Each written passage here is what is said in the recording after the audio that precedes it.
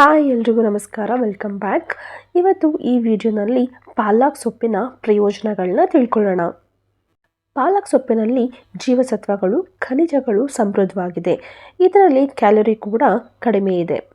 ಪಾಲಕ್ ಸೊಪ್ಪಿನಲ್ಲಿರುವ ಗ್ಲೈಕೋಗ್ಲಿಸರೈಡ್ ಲಿಪಿಡ್ಗಳು cancer ಬೆಳವಣಿಗೆಯನ್ನು ತಡೆಗಟ್ಟುತ್ತೆ. ಇದು cancer ತಡೆಗಟ್ಟುವಿಕೆಗೆ ತುಂಬಾ ಸಹಕಾರಿಯಾಗಿದೆ. ಮತ್ತು BP ನಿಯಂತ್ರಣವನ್ನು, ಪೊಟ್ಯಾಷಿಯಂ ಅಂಶ ಹೆಚ್ಚಾಗಿರೋದ್ರಿಂದ BP ಸಹ ನಿಯಂತ್ರಿಸುತ್ತೆ. ಪೊಟ್ಯಾಷಿಯಂ ದೇಹದಲ್ಲಿ ಸೋಡಿಯಂನ ಪರಿಣಾಮಗಳನ್ನ ಕಡಿಮೆ ಮಾಡುತ್ತೆ.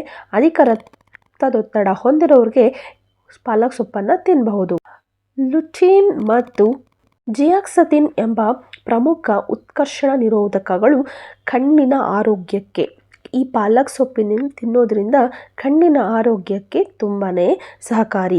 ಇನ್ನು ಮೂಳೆಗಳ ಆರೋಗ್ಯ, ವಿಟಮಿನ್ K ಇದರಲ್ಲಿ ಇರೋದ್ರಿಂದ ಮೂಳೆಗಳ ಆರೋಗ್ಯಕ್ಕೆ ತುಂಬಾ ಸಹಾಯ ಮಾಡುತ್ತೆ. ದೇಹದಲ್ಲಿ ಕ್ಯಾಲ್ಶಿಯಂ ಹೀರಿಕೊಳ್ಳುವಿಕೆಯನ್ನು ಕಡಿಮೆ ಮಾಡುತ್ತೆ, ಸುಧಾರಿಸುತ್ತೆ.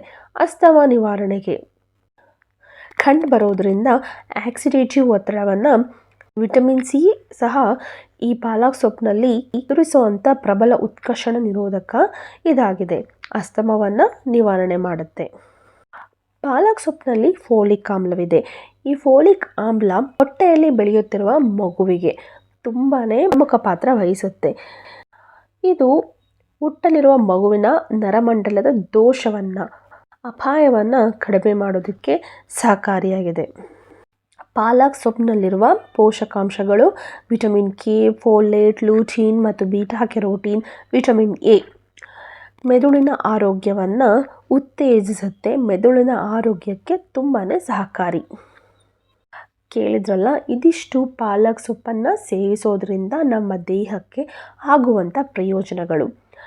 ವಿಡಿಯೋ ಕೊನೆಯಲ್ಲಿ ಇಷ್ಟವಾಗಿದ್ದರೆ ವಿಡಿಯೋನ ಲೈಕ್, ಶೇರ್ ಆ್ಯಂಡ್ ಸಬ್ಸ್ಕ್ರೈಬ್ ಮಾಡ್ಕೊಳ್ಳಿ. Thank you for watching.